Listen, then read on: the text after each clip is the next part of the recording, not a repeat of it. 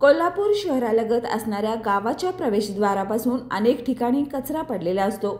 वारंवार सूचना देऊनही दुर्लक्ष होत असल्यामुळे आता मुख्य रस्त्यापासून गावाकडे प्रवेश करणाऱ्या रस्त्यावर कचरा दिसल्यास सरपंच व ग्रामसेवकावर कारवाई होणार असं जिल्हाधिकारी अमोल येडगे यांनी सांगितलं।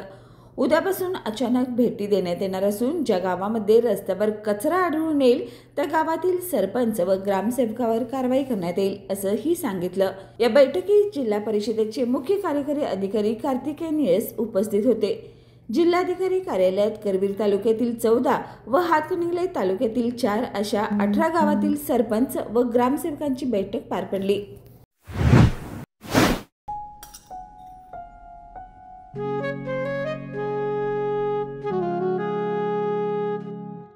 बाबा, आज येताना बासुंदी घेऊन या ना।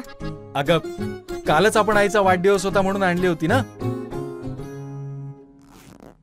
ऐकलं, गोकुळची बासुंदी पुन्हा खावीशी वाटतेय। खरं सांगू, मलाही खावीशी वाटतेय।